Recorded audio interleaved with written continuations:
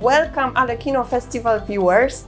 It's a great pleasure to welcome my guest, Martin Miehe-Renard. Hello, Martin. Hello, nice to see you. Nice to see you as well, and thank you for meeting me today.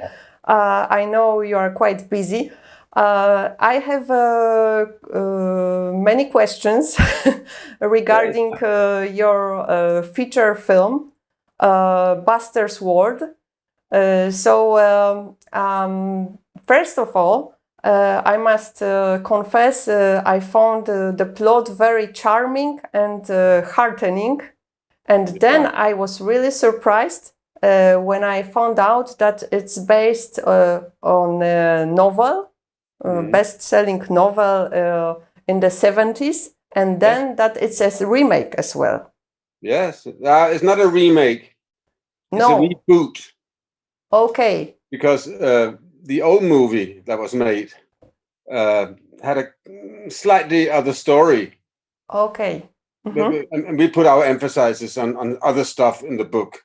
So it's two different stories. There are new characters and things like that. So it's not a remake. It's more like a modernization or a reboot or whatever you would call that. Yeah. Okay, and I understand, but I'm very curious to know why did you choose to tell this story? Why did you find it important to tell this story and to make a film for today's generation? It's because the main character, Buster, this little boy, he represents a very, very important skill that I think that kids of today, even more than the kids back in the 70s and the 80s, really need to learn something about. The capability of being yourself and to trust in yourself and to, what do you call it, and to react and reenact with the rest of the world and other people. And the reason it's even more important, I think, now than it was way back then, is that the world today for kids has become very, very estranged. You know, all kids are sitting on their iPads and iPhones and whatever, and are trying to create an image of themselves on Facebook and Instagram or whatever it's called. Everything is called. And sometimes they have a tendency to forget just to be themselves and to interact with themselves. And that's a global problem, really, and a problem of our time. And we needed to tell the kids about this. And all of a sudden we found out that this old book actually already did it way back in the 70s, but in quite another way, of course. But so we had to translate it, not the language, a little bit the language, of course, because it has developed as well, but translate it to another world, to another kind of, keeping the main feeling and the main thoughts, but translating it into a modern visual world and a modern language and visual language. And then somebody would say, why couldn't you just let the modern kids see the old movie? And actually, it's because if they did, first of all, they would find it very, very slow, because I mean the pace in movies way back in the 70s, even my own movies from then, because as you can see, I'm an older man. I made movies already not in the 70s, but in the 80s I did, and the pace was another one, simply. So that alone made it quite important to make a new one. But then again, it's very important for the kids to be able to recognize the surroundings, everything, as being their lives. So that they can recognize the kids in the school and the whole way of speaking, and so they feel that it has something to do with them. So that's why we did a reboot. I understand perfectly, actually. I think it's very important and very actual. Yeah.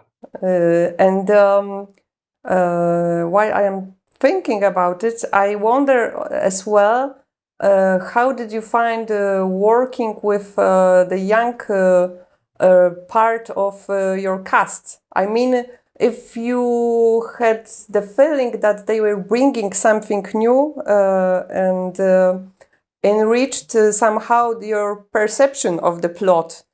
Yeah, they did.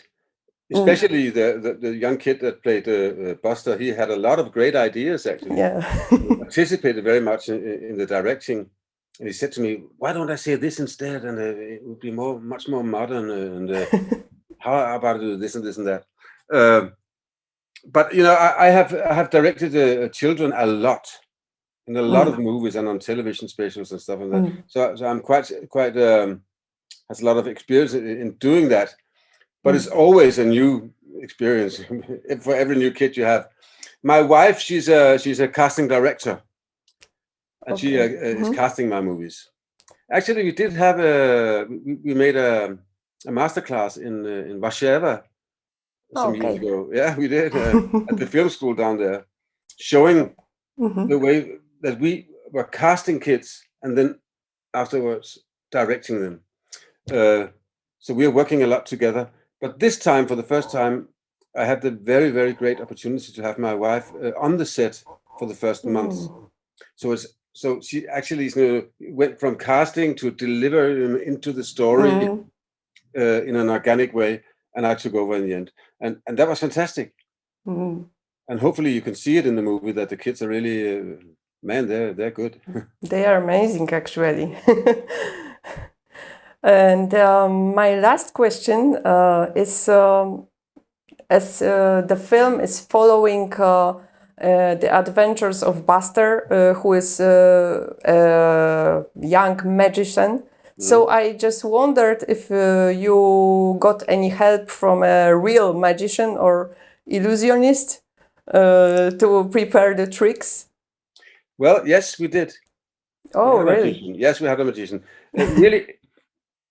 Well, we had a magician because we needed to have someone who was really pro and up to date. Yeah. But as a matter of fact, I am a circus child. I grew up in a circus. Oh, myself. Really? Yes, I did. With all my siblings and my mother and father and stuff. And so, of course, I can a little bit from childhood.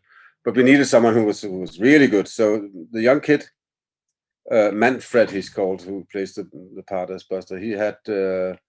I don't remember how many, like 10 days together with this magician to teach him to do the basics, the basics. And he has kept on doing it ever since because he really liked it. Yeah. Magic is fun. But I have to say, I didn't want him to be too good. Yes. Because one of the very important messages in the movie is that you don't have to be perfect. That's right. He would like to be a magician, but he's not a good magician. He's just okay magician. And okay is actually good enough. It's enough, yes. That's a very, very important part of the message. And Manny, as we call him, he really wanted to be perfect, which was great because Buster should want to be perfect, but he doesn't have to be it. So, yeah. Yes, that's the important message from the film, I think. Really important, yeah. But it's very interesting to know your background. I mean, your circus childhood background. It brings something. Matter of fact, it's not only one circus, but two circuses. Wow. My name, that you pronounced so well in the beginning, is Miehe-Renard, and it's from two circuses. One was called Circus Miehe, and the other one is called Circus Renard. And the circus prince from Circus Renard met with the circus princess from Circus Miehe, and they were married many years ago. So. Thank you very much for this story. It's really fascinating. Thank you for meeting me today. I'm afraid we don't have much time, but I really appreciate you. We could meet, and I could meet in Poznan. I'm coming to visit you there, and that means that the audience could, if they want to, come and meet me as well, and maybe they have some questions for themselves, and I will try I hope so. to I answer hope them. so. Yes. Okay, so see you and thank you once again. Thank you. Have a nice evening. Bye. Bye.